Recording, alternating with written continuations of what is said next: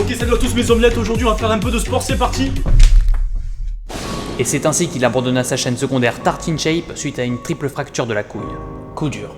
Eh bien bonsoir YouTube, c'est Tartin, j'espère que tu vas bien. Cela va bientôt faire un mois que j'ai sorti une vidéo vous parlant un peu d'anecdotes un peu insolites. C'était un conseil qui m'avait beaucoup plu à tourner et à monter, et je vois que vous aussi. Il y a eu beaucoup d'interactions, donc c'était vraiment cool de votre part. Et j'espère que ça sera le cas pour cet épisode, bienvenue dans ce deuxième épisode. Je suis de retour sur ce coucher moins bête pour trouver des anecdotes encore plus insolites de ce qu'on a vu déjà. Je sais que ça va être compliqué, mais je pense qu'on peut trouver des petites pépites. Là j'en vois déjà quelques-uns qui sont pas mal. Juste avant que ça continue, j'aimerais vous passer un petit message. J'ai vu au niveau des stats et au niveau des commentaires qu'il y a eu pas mal de désabonnements de YouTube en fait. Ils font pas mal de tri, mais le problème c'est que des personnes se voient désabonner de la chaîne YouTube, et c'est vrai que c'est un peu con. Désolé de vous le demander en début de vidéo, mais vérifiez bien si vous êtes toujours abonné à la chaîne YouTube, et par même occasion, si vous avez le temps, activez la cloche pour voir les prochaines vidéos. Encore désolé, c'était vraiment pour que tout le monde vérifie que YouTube n'ait pas fait de conneries. Bon Tartin, tu vas arrêter tout de suite, maintenant tu vas lire tes anecdotes, s'il te plaît, merci. Première anecdote. Vous savez que l'objet le plus rapide jamais créé par l'homme pourrait bien être une plaque d'égout. Oui, attends que je comprenne un peu plus quand même. Lors d'un essai nucléaire américain, sous terre en 1957, une plaque d'égout fut projetée à une vitesse phénoménale par la colonne créée par l'explosion. Elle se serait échappée à environ 200 000 km/h, ce qui est déjà pas mal, et le pire c'est qu'elle est peut-être encore en train de voyager dans l'espace à cette vitesse encore aujourd'hui. Donc t'as une plaque d'égout qui est partie dans l'espace, on sait pas comment. C'est une putain d'anecdote.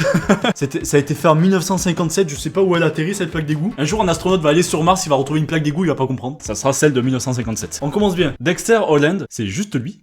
Le chanteur et leader du groupe Offspring a un CV plutôt atypique. À l'époque du groupe, il était titulaire d'une maîtrise en biologie moléculaire. Putain, déjà j'ai du mal à dire ce nom. Il fait des marathons, il a fait le tour du monde en avion grâce à son brevet de pilote et a créé une sauce piquante nommée Gringo qui connaît un très grand succès aux États-Unis. Moi déjà dans mon CV, je peux à peine dire que j'ai construit une tour sur Minecraft, alors lui putain. Allez, suivant.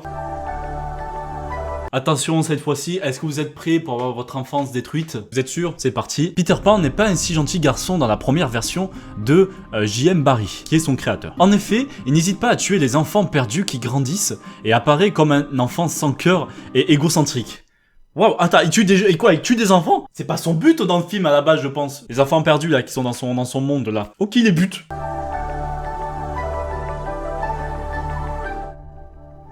Peter Pan, regardez, c'est Peter Pan, il vient nous sauver. Et par ailleurs, lorsque le capitaine Crochet meurt, il prend sa place, allant jusqu'à prendre ses vêtements et imiter son crochet avec son doigt. Oh le bâtard. Waouh, cette anecdote qui casse tout. Très bien, suivante. Durant des concerts, on voit parfois les artistes boire diverses boissons en canette, leur faisant un peu de publicité, la concermonie. Mais il arrive qu'il n'y ait que de l'eau dans les dites canettes. Ça a été exemple de la marque de boissons énergétiques Monster, qui édite des canettes spécialement pour les tournées, ressemblant aux canettes classiques mais ne contenant que de l'eau. Sinon t'imagines le mec qui clame pendant le concert. Je trouve ça normal, mais d'un côté c'est bâtard, parce que ça se trouve l'artiste n'a jamais goûté le produit, il boit juste de l'eau, il fait c'est très très bon. L'emblématique introduction des films Star Wars qui commence par... Voilà, je vous ai bien pété les oreilles. N'est pas une idée de George Lucas, le petit coquin, mais du réalisateur Brian De Palma, après avoir vu un des premiers montages du premier épisode, qui ne comprenait rien à l'histoire et pensa qu'il était nécessaire de faire une introduction.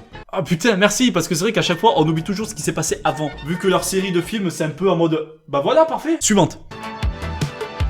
Oh putain, il déconne pas en Afrique du Sud. Pour lutter contre le carjacking, il fut possible durant quelques années, à la fin des années 90, d'équiper son véhicule d'un lance-flamme. Celui-ci faisait sortir des flammes sur le côté qui étaient censés dissuader l'agresseur qui s'enflammait. Bah oui, bien sûr. Bon, s'il crame, il volera plus de voiture. Voilà, on va faire régler les gars. Pour vous dire vraiment qu'on trouve de tout sur ce coucher moins bête, maintenant ça part de lobe d'oreille. Il existe deux types de lobes d'oreille, selon la façon dont ils sont collés à la nuque. Soit attachés, soit libres. Je pense que le mien est vachement libre. Hein. Le lobe attaché est un trait génétique récessif et selon une étude, 25% des hommes ont le lobe attaché contre 46% des femmes. Le lobe libre serait donc majoritaire en France. Mettez vos hashtags dans les commentaires. Hashtag lobe attaché ou lobe libre. Pour ceux qui me demandent si c'est fake ou quoi, il y a toujours des sources en fait. Mais là, c'est quand même un peu incroyable, je sais pas. C'est un peu superstitieux, je vais quand même la lire. Yadena Aradzi accepta en 1988 de représenter Israël à l'Eurovision, après qu'une voyante avait prédit la victoire de la 9e chanson. Celle d'Israël. Or, le pays en deuxième position se retira à la dernière minute, ce qui avança l'ordre de passage d'Israël à la 8e position, et Céline Dion se retrouve alors en 9e position et gagna le concours. La voyante n'aurait pas pu prédire ça, ça peut être beaucoup de chance, mais c'est vrai que c'est assez perturbant. On en apprend tous les jours avec ce coucher moins bête. Si vous n'en pouvez plus de vos poubelles de tri à différentes couleurs, n'allez pas à Kamikatsu, devinez où c'est, au Japon. Cette ville de 1700 habitants veut s'approcher du zéro déchet et pour cela, elle dispose dans ses centres de collecte 45 types de poubelles différentes. Waouh! Il n'y a pas assez de couleurs pour toutes ces poubelles. Je pense que c'est tous les matériaux à peu près qui existent. Mais bon, c'est très important, si vous avez la possibilité de trier vos déchets, faites-le. Oh putain, le terme lampadaire. Ça part de toi, chérie. Qui désigne un dispositif urbain d'éclairage vient de lampade, nymphe des enfers dans la mythologie grecque. Ok, je vais t'appeler lampade maintenant. Elle portait en effet des torches lumineuses. Ah c'est tout. D'accord, maintenant tu t'appelles lampade, hein, tu fermes ta gueule. Ok. Complètement malade. Le médicament le plus cher du monde coûte 1 million de dollars. Il s'agit du Glibera, développé par un laboratoire néerlandais qui soigne plusieurs maladies génétiques. Il n'a été administré qu'à une seule personne. Je veux en savoir plus. Qu'est-ce que ça lui a fait en fait, à cette personne soignée? Depuis, elle n'a plus besoin de retourner à l'hôpital alors que sans ce traitement, elle aurait dû y aller une deuxième de fois. Bon, ça veut dire que ça marche bien, mais bon, il n'y en a pas tous 1 million de dollars dans la poche. Hein. Ça c'est con quand même que des médicaments comme ça soient inaccessibles et impossibles à la vente parce que ça soigne. Bravo les gars, bravo. La friendzone, ça commence bien. Et cette fameuse situation où un individu est intéressé pour avoir une relation amoureuse avec une personne qui ne la considère que comme amie. L'expression a été popularisée par un des premiers épisodes de la série Friends en 1994, ça je savais pas du tout par contre, où le personnage de Ross est désigné maître de la friendzone par son ami Joey. And now you're in the friend zone. No. I'm not in the zone. Oh, Ross, you're mayor of the zone. Oh putain, on finit bien, je savais pas que ça venait de là.